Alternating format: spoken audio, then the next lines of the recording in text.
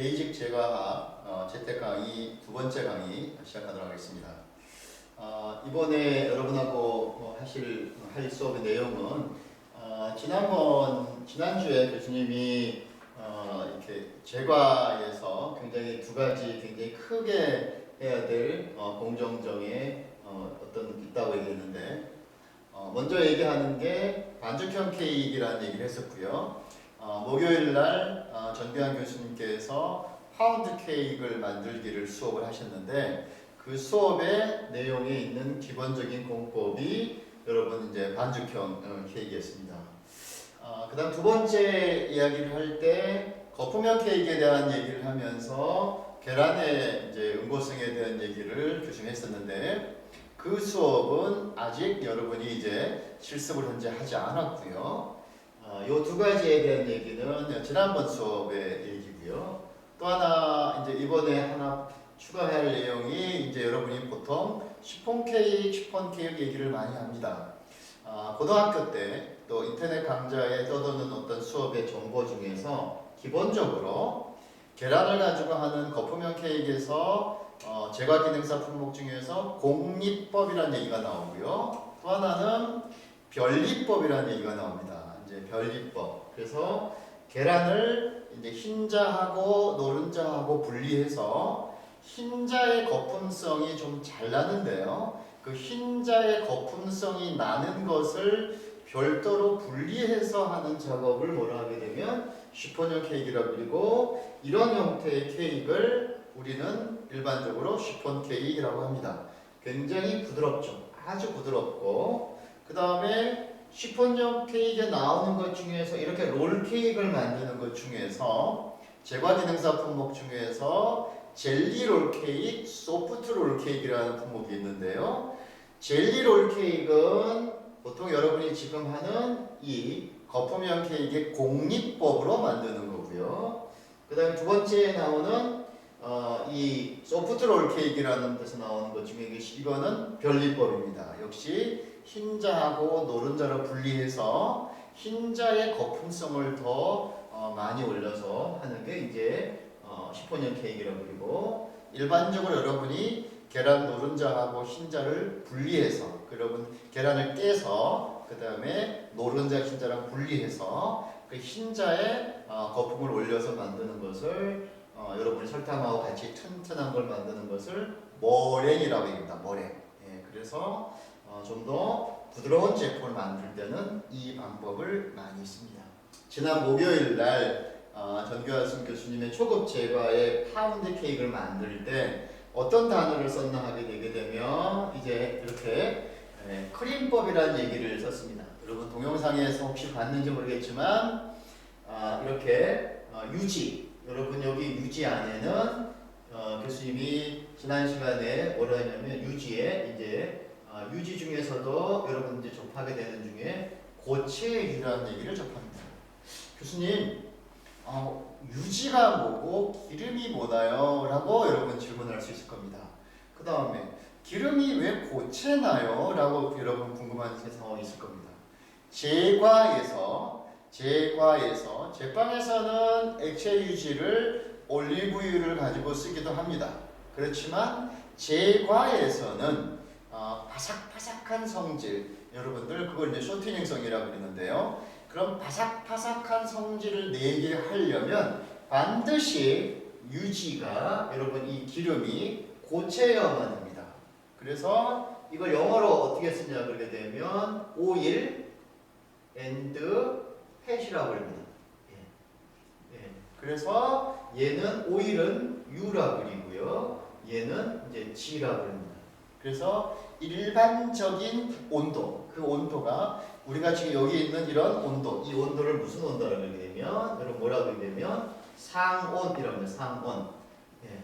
냉장, 냉동, 상온. 상온은 일반적으로 여러분들 우리가 사는 온도죠. 그래서 뭐 20도, 15도, 18도, 뭐 25도, 26도 다 마찬가지로 상온이라고 합니다.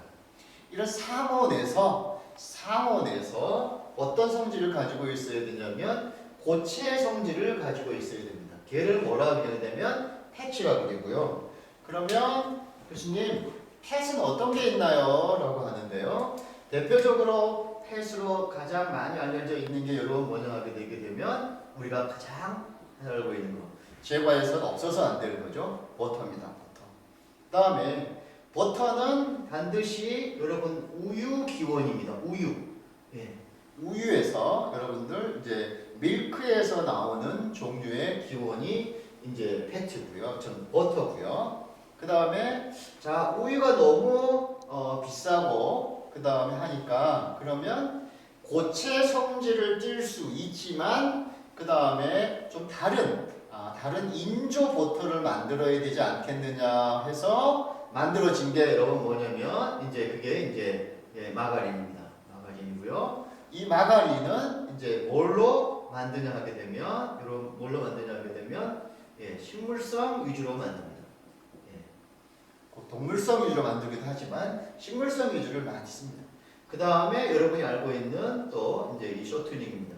쇼트닝도 액체 쇼트닝이고 고체 쇼트닝이 있는데 고체에 있는 이 쇼트닝입니다. 이걸 가지고 여러분이 이제 제과에서 씁니다.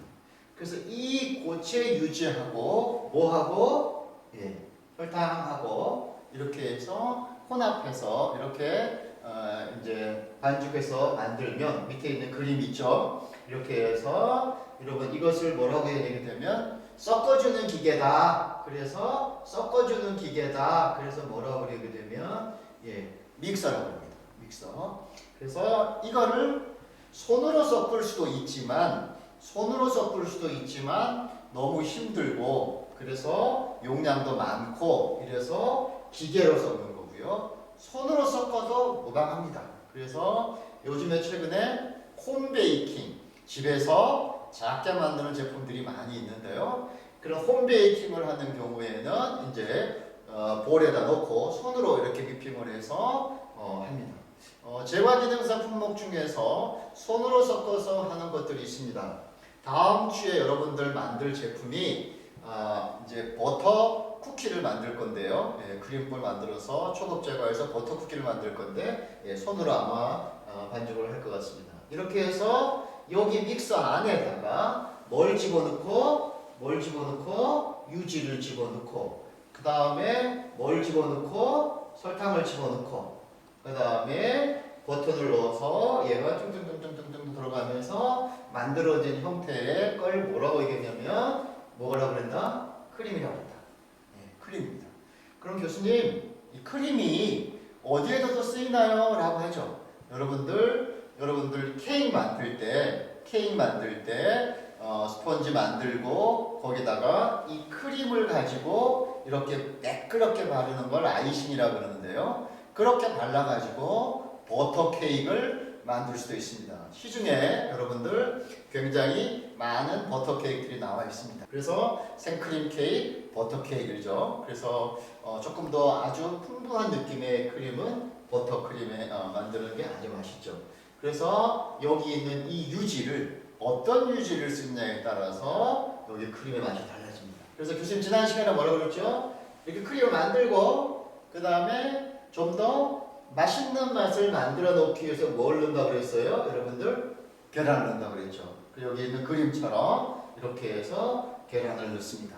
근데 여러분들 이제 이 크림법에서 굉장히 중요한 거죠. 여러분들 기름하고 예, 물하고 이 섞이나요? 안 섞이죠. 절대 안 섞입니다. 여러분들 기름하고 물하고 절대 섞이지 않습니다. 그래서 지금 여기에 계란이 여러분 있습니다. 이 계란이 여러분들 흰자와 노른자가 있죠. 네. 그렇게 되면 흰자인 경우에는 거의 90%가 물입니다. 노른자인 경우에는 거의 50%가 물입니다. 그러면 교수님 여기 있는 기름에 유지에다가 설탕이 들어있고 그 다음에 계란을 넣는다고 그랬는데 계란을 넣으면 교수님 기름하고 물하고 섞이지 않는다라고 그랬는데 어떻게 여기서 이게 혼합이 되나요? 예, 혼합이 되죠. 그게 뭐냐면 혼합이 돼서 되는데 그러면 이 혼합이 되게 하기 위해서 반드시 뭐가 들어가냐 하게 되면 이제 예, 여러분 유화제라는 거. 기름을 물하고 같이 섞어줄 수 있는 것을 유화라고 그러는데요. 유화가 될 수 있는 어떤 물질, 이게 뭐냐면 유화제죠. 그러면 이 유화제가 어떤 화학약품일 수도 있고, 그 다음에 인공 첨가물의 식품 첨가물일 수도 있는데, 자연에 존재하는 유화제로서 가장 좋은 게 뭐냐면 여기 있는 계란 노른자입니다. 계란 노른자입니다. 이 계란 노른자가 유화제로서 가장 많이 쓰이는 유화제입니다. 그러니까 여러분들 지금 이제 제과에서 이 계란이 빠지면은 거의 어떤 제품을 만들지 못할 정도로 굉장히 중요한 역할을 하는 게, 계란이 맛있는 맛도 만들어내지만 그 맛있는 맛을 만들어내게 반드시 있어야 되는 이 물이 굉장히 여기 가서 이 버터하고의 이 굉장히 적이 될 수 있는 거죠. 그래서 이것을 극복시켜 줄 수 있는 게 뭐다? 여러분, 계란 노른자입니다. 그러면 이제 이런 얘기 합니다. 이런 크림법을 만들 때 어떤 선생님 교수님이 이야기할 때도 무슨 얘기를 많이 하냐면, 지난번에 전규환 교수님이 수업할 때도 얘기를 했습니다. 자, 계란을 집어넣는 과정 중에 분리되는 거를 조심하세요 라고 합니다. 분리가 무슨 얘기냐 하게 되면, 지금처럼 여기 있는 유지하고 여기 있는 계란하고 섞을 때, 기름하고 물하고 섞을 때 분리가 됩니다. 그래서 분리가 되면은 맛있는 이 크림이 만들어지지가 않습니다. 그러면 어떠한 제품도 만들 수가 없습니다. 만들어지겠죠. 그렇지만 부드러운 제품이 안 되고 그냥 떡이 됩니다. 떡이. 그렇기 때문에 반드시 분리가 되지 않게 해야 되는 게 되게 중요하죠. 그럼 요즘 다시 정리하겠습니다.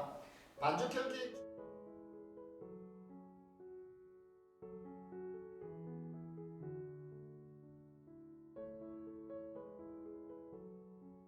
자, 이 밀가루는 여러분들 지금의 요 수업이 지나면 교수님이 재료에서 잠깐 다룰 건데요. 빵 만들 때 쓰는 힘이 좋다고 그래서 강력분. 그 다음에 보통 국수 만들 때 많이 쓰는 거 여러분 뭐라 그러냐? 중력분. 이렇게 하고, 이 제과는 딱딱하면 안 되고요. 이렇게 먹어도 안 되고 부드럽게 먹어야 되거든요. 그래서 제과에 가장 많이 쓰는 게 뭐다? 여러분, 박력분이라는 밀가루입니다. 그래서 이 밀가루를 넣고 그 다음에 추가적으로 물을 넣는다 이렇게 되어 있는데요. 이 물이 여러분들 우유를 넣기도 합니다. 그래서 전체적인 배합표 중에서 우유를 말려 놓으면 뭐가 되죠? 분유가 되죠. 분유. 우유를 말리면 뭐가 되죠? 분유가 되죠. 그래서 이 분유가 들어가는 배합에는 뭐가 집어넣냐면 물을 넣기도 하고요. 그 다음에 분유가 안 들어가서 야 나는 그냥 분유보다는 우유에 있는 맛있는 맛이 더 좋겠다 하게 되게 되면 부가적으로 물을 넣어서 합니다. 근데 이 물을 넣을 때 이 유화가 잘 되지 않으면 나중에 반죽이 크림이 안 되고 그냥 푹 꺼져서 거기다가 가루를 넣게 되게 되면 이런 부드러운 파운드 케이크가 안 만들어지고 이런 부드러운 파운드 케이크가 안 만들어지고 이의 높이가 푹 꺼져 있는 떡이 만들어지는 상황이 만들어질 수 있습니다. 그러면 이제 여러분이 굉장히 실패한 제품을 만들 수 있는 거죠. 그 다음에 이번 주에 교수님하고 버터로 되어 있는 크림법 해서 가루 섞어서 파운드 케이크를 만드는 게 아니라 쿠키를 만들 텐데요. 그게 이제 버터 쿠키입니다. 여기 나오는 채라고 되어 있는데요. 채는 밀가루가 덩어리가 져 있는 밀가루들이 있을 수 있기 때문에 전체적으로 분산시켜서 공기가 좀 많이 들어가고 하기 위해서 이렇게 넣어서 채로 치는 거를 채라고 그러는데요. 제과에서는 반드시 모든 밀가루를 채치게 되어 있습니다. 그 채를 쳐가지고 섞어준 다음에 마지막에 물을 넣는다. 이 물이 우유일 수도 있다. 이렇게 해서 반죽을 한 다음에, 그래서 반죽을 했기 때문에 무슨 케이크다? 반죽형 케이크다. 이거를 여러분들은 파운드 케이크에서는 어떻게 했느냐? 이런 틀에다 집어넣고요. 그 다음에 틀에 한 70%를 채운 다음에 그 다음에 이쪽에 있는 가장자리가 중심보다는 조금 높게 주걱으로 살짝 긁어서 여러분 만들었을 겁니다. 예, 그렇게 만들면 이제 이 그림법이 예, 완성이 됩니다. 자, 오늘은 여러분들에게 기본적으로 재료에 대한 부분을 잠깐 하려고 합니다. 여러분 여기에다 있는 예, 교수님 지난 시간에 이런 얘기 했었죠. 우리는 주식으로 뭘 먹는다? 우리는 뭘 먹어요? 쌀을 먹죠. 그래서 여러분들 지금 우리 수업 시간에 동영상 강의 중에 2학년 수업에 있는 거 어떤 거 보냐면 떡 및 화과자 실습이라는 강좌를 이렇게 보세요. 2학년 강좌에 보시면 박수동 교수님께서 그 쌀을 이렇게 부셔놓은 것을 뭐냐면 여러분들 이제 쌀을 부셔놨다 그래서 뭐라고 하냐면 쌀가루죠. 그래서 우리는 떡은 이 쌀을 이용해서 밥하고 좀 다른 케이크형 형태의 걸 만든 게 우리는 뭐죠? 예, 우리는 떡이죠. 떡이라고 그러고 일본에 있는 친구들이나 중국 쪽에 있는 이런 영향을 받아서 떡의 영향을 받아서 걔네들은 이거를 뭐라고 하냐게 되게 되면 이렇게 화과자라고 합니다. 이 화과자가 모찌죠. 모찌. 여러분이 얘기하는 쫀득쫀득하는 모찌 이런 것들을 가지고 만들 수 있는데 이거는 이제 동양의 물이 많은 자연 환경을 가지는 지역에 생산되는 농산물 쌀입니다. 근데 쌀 말고 우리하고 좀 다른 나라들은 저쪽에 여러분이 지금 아는 유럽의 프랑스나 독일, 영국 이런 나라에서는 쌀이 재배가 잘 되지 않아요. 그럼 걔네들은 탄수화물 연으로 뭘 먹어야 되느냐? 얘네들은 뭘 먹어야 되냐면 밀을 먹어야 됩니다. 밀을 먹어야 되는데 그러면 밀을 가지고 그냥 해서 먹을 방법이 없으니까 밀에 있는 껍질을 벗겨내면 껍질을 벗겨내면 재밌는 게 있어요. 뭐냐면 이 쌀은 여기 있는 이 벼가 껍질을 벗겨내도 쌀알이 이렇게 유지가 됩니다. 예, 유지가 됩니다. 근데요, 밀은 이 껍질을 벗겨내면 밀은 이렇게 유지가 되지 않아요. 그 밀은 이렇게 부서져요. 이렇게. 그래서 여러분들 시중에서 여러분들 학교 앞에 있는 많은 라면집, 여러분 떡볶이집 이런 집을 뭐라고 부르죠? 여러분 무슨 집이라고 불러요? 가루로 만든 집. 무슨 집? 분식집이죠. 가루를 가지고 뭘 만드는 거. 그걸 갖다가 여러분 뭐라고 그래요? 분식집이죠. 그래서 이렇게 해서 우리는 쌀 가지고 관련된 것들을 많이 이제 전통적 음식이 있었지만 여러분 우리하고 다른 식문화를 가진 것들은 밀을 가지고 여러분들 씁니다. 그러면 종자에도 굉장히 다양한 종자가 있습니다. 왜냐하면 이 밀은 여러분들 우리 보통 식품에서 칠 때 여러분들 이제 탄수화물이라는 단어도 쓰고요. 그 다음에 지방이라는 것도 여러분들을 쓰고 여러분들 뭐라고 쓰냐면 단백질이라고도 씁니다. 그 다음 여러분들 다른 말로 이제 무기질이라고도 하는데요.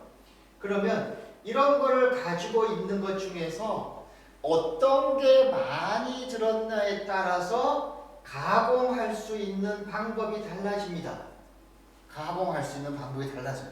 그러면 교수님 지금 무슨 얘기 하려고 이렇게 오래 길게 하세요? 라고 하는데요. 여러분들 지금 이렇게 밀가루에서 가장 많이 쓰는 것은 아까 뭐라고 그랬죠? 힘이 세다, 무슨 분? 강력분, 중간이다, 그 다음 무슨 분? 중력분, 그 다음에 맨 마지막에 여러분들 뭐라고 했냐게 되면 방력분이라고 그랬습니다. 그러면 교수님 이걸 어떻게 가려지나요? 라고 합니다. 이게 어떻게 가려지냐고 하면요. 여기 안에 있는 여기 밀이 가지고 있는 것 중에서 여기 있는 이 단백질의 함량이 어떤 밀은 미국에서 생산되는 밀, 호주에서 생산되는 밀, 중국에서 생산되는 밀에 따라서 어디에 따라서 이 함량이 달라집니다. 그래서 여기 있는 거 강력분은 이 단백질의 함량이 가장 높은 게 강력분입니다. 그럼 교수님 왜 단백질이 이렇게 결착하는 힘이 있어서요. 그게 이렇게 나중에 여러분이 빵 만들 때 이렇게 부풀려주는 이런 그 느낌의 걸 만들 수 있습니다. 그게 이제 글루텐이라는 건데요. 그런 걸 만들 수 있는 게 강력분입니다. 그러면 과자는 좀 더 우리가 제과에서 쓰는 과자는 좀 부드러운 제품이 좋다 하게 되게 되면 여러분 강력분을 쓰지 않고 박력분을 씁니다. 그래서 빵 만들 때는 반드시 강력분을 만들어야 되고요. 박력분으로 빵을 만들면 부풀림이 잘 일어나지 않습니다. 그래서 제품에 따라서 밀가루를 달릴 수 있는데 여러분 우리가 쓰는 지금 제과에서 쓰는 것은 어떤 밀가루를 쓴다? 여기 있는 박력분을 쓴다. 이렇게 되어 있습니다. 그래서 여기 보게 되게 되면 금방 얘기했죠. 단백질의 함량이 몇 프로라고 그랬어요? 단백질 함량이 10에서 13%라고 그랬는데요. 강력분입니다. 강력분 10에서 13분이 굉장히 함량이 많습니다. 그래서 강력분이고요. 얘는 뭐 쓴다고 그랬어요? 여러분 아시다시피 빵 만들 때 씁니다. 그러면 우리 학생들이 여러분이 지금 어떤 기능을 배워야 될 것 두 가지 제과냐 제빵이냐 그 다음에 바리스타나 이 세 가지 배운다고 그랬는데 제과에서 쓰는 밀가루는 이 밀가루를 쓰지 않습니다. 뭐 이거는 빵 만들 때 씁니다. 그리고 교수님이 지금 얘기했지만 이 단백질 안에 들어있는 그 구체적인 단백질이 두 개가 들어있습니다. 여러분이 지금 앞으로 제빵 기능사도 시험을 보게 될 텐데 제빵 기능사 시험 볼 때 여러분들이 접하는 용어가 하나 있습니다. 여기 있는 건 이게 이제 글루텐이라는 건데요. 이 글루텐이 단백질 이름입니다. 교수님 이름 뭐라고 그랬죠? 최건표 교수님. 여러분 밀가루 안에 중에서 빵의 부풀림에 그 틀을 지어주는 콘크리트처럼 골격을 만들어주는 역할을 뭐가 하느냐? 글루텐입니다. 아까 교수님이 뭐라고 했냐면 벼처럼 껍질을 벗기면 이게 이제 껍질이 있는데요. 이 껍질을 벗기면 그 안에 있는 수르르 부서지는 거 걔가 뭐냐면 배유라고 하고요. 이놈을 갈아가지고 만든 게 뭐냐 하게 되면 이게 여러분 밀가루입니다. 근데 이 배유 안에 단백질이 몇 퍼센트? 12 내지 13%로 많이 들어있는 게 무슨 밀가루? 강력분. 이렇게 됩니다. 그래서 여러분이 이제 좀 더 이론적인 어떤 좀 머릿속에 정리한 게 있게 되게 되면 빵 만들 때 훨씬 수월해지고요. 그럼 이 뒤에 뭐가 나오겠어요? 당연히 뭐가 나와요? 중력분이 나오겠죠. 당연히 뭐가 나와요? 박력분이 나오겠죠. 박력분은 여러분이 제과에서 쓰는 거고요. 나는 주변에 있는 밀가루 말고 다른 어떤 소재를 가지고 새로운 제품을 만들어가는 것을 좀 하고 싶다라고 했을 때 가루의 특성에 따라서 제품이 달라진다는 것을 여러분은 지금 알 필요가 있는 거죠. 그럼 교수님 지금 초급 제과, 초급 제빵 수업까지 이런 것이 여러분들에게 아직 좀 벅차고 나 그냥 빵 좀 만든 다음에 좀 알고 싶어요 라고 할 수 있습니다. 교수님 여러분 말 맞습니다. 그래서 초창기부터 재료를 많이 가르쳐주고 싶다는 게 아니고요. 왜 내가 이걸 배워야 되느냐?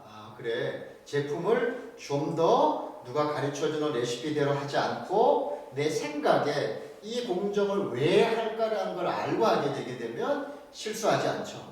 그 다음에 아까 천천히 하라고 그랬는데 그 천천히가 왜 해야 되는지 알면은 반드시 여러분 빨리 하라고 해도 여러분 지킬 겁니다. 그래서 그러한 것들을 이제 여러분 이제 할 수 있고요. 여러분 제과에서 이런 거 합니다. 제과, 교수님 제과에서 앞으로 여러분 슈란 제품을 만듭니다. 슈. 그러면 슈는 일반적인 제품 중에서 역시 마찬가지로 박력분을 가지고 만듭니다. 근데 슈 중에서 조금 힘이 있는 슈, 여러분들 슈 제품 위에다가 쿠키 같은 제품을 올려서 이렇게 해서 여기 있는 쿠키의 달콤함까지도 같이 먹을 수 있는 제품을 만들어지는데요. 그러면 교수님 조금 이 슈에 있는 이 양배추의 이 흐름이 좀 탄탄한 걸 만들면 안 될까요? 라는 생각을 할 수 있습니다. 그러면 다른 사람들은 전부 다 뭘로? 박력분으로 만드는데 나는 이 슈를 만들 때 여기다가 중력분을 섞어서 만들고 싶다. 괜찮습니다. 여러분이 그러면 나는 중력분보다 한 20%의 여기 앞에 있는 강력분을 여러분이 강력분을 좀 섞어서 만들고 싶다 해도 괜찮습니다. 그래서 밀가루의 특징을 좀 알고 제품을 만들게 되게 되면 굉장히 좋은 제품을 만들 수 있습니다. 그러면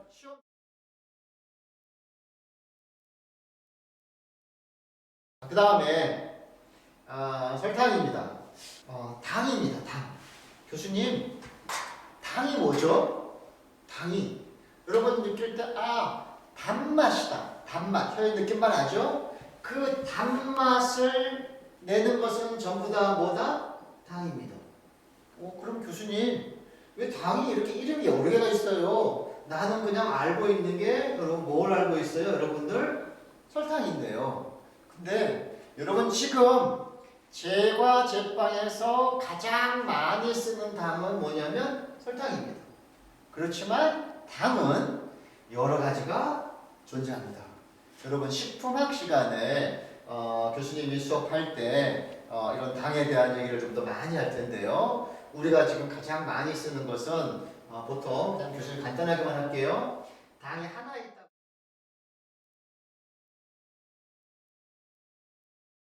그럼 우리가 지금 쓰는 당에 이 설탕은 당이 몇 개냐? 당이 2개짜리입니다. 이렇게 하고요. 그러면 이게 당입니다.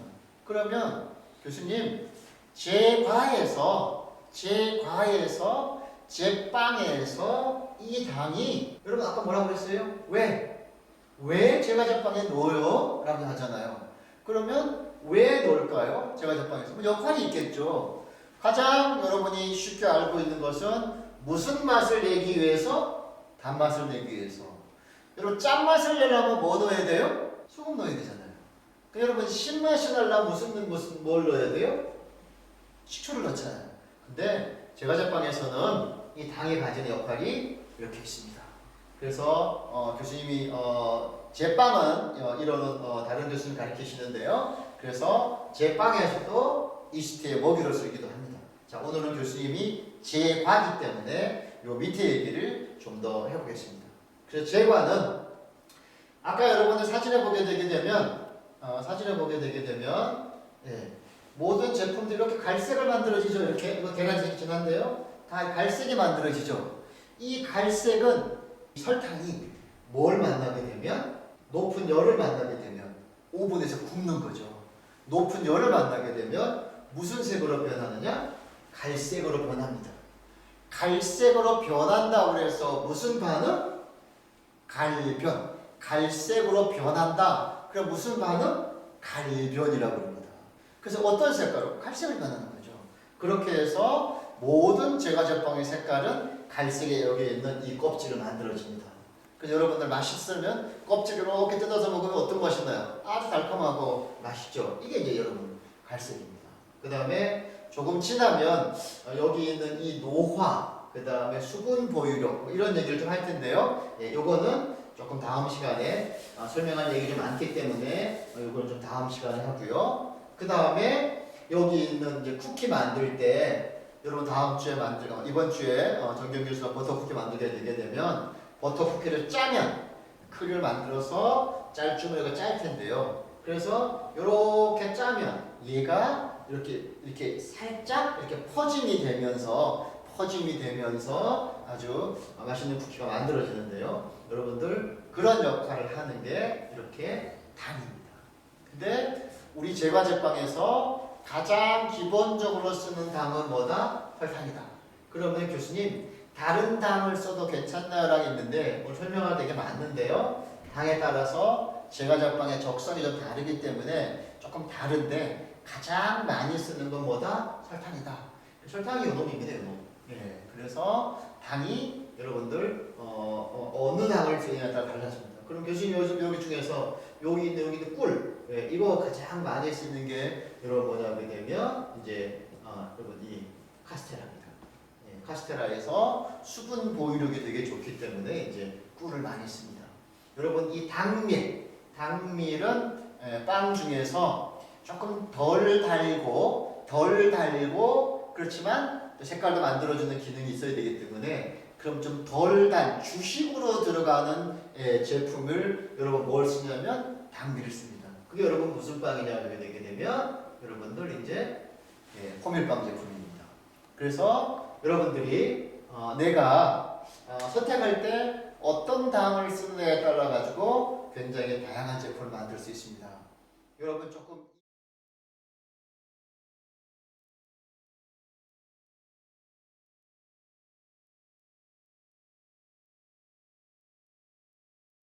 좀 길어졌는데요. 자, 오늘 전체적으로 수업을 이제 좀 맞춰볼까 합니다.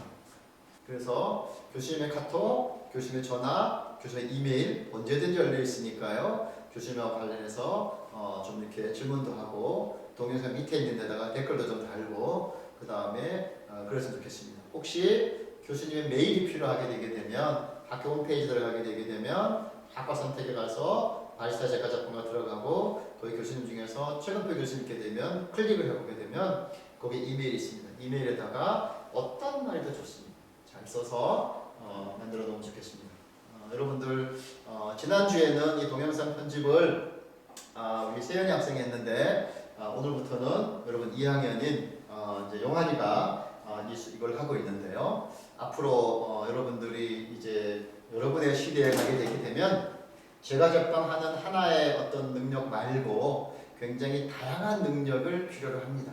그래서 혹시 여러분 여기 계신 듣는 친구들 중에서 이런 동영상 만들고 유튜브 편집하고 이런 것들을 잘하는 학생들이 있으면 여러분들 교수님 도와서 또 재밌는 그런 수업 많이 해줄 수 있기를 교수님 기다려 듣겠습니다.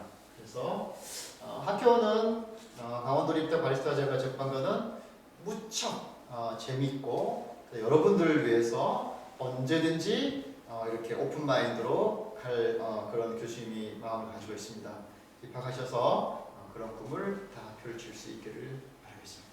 자, 그러면 두 번째 강좌 여러분하고 마치겠습니다. 안녕히 계십시오.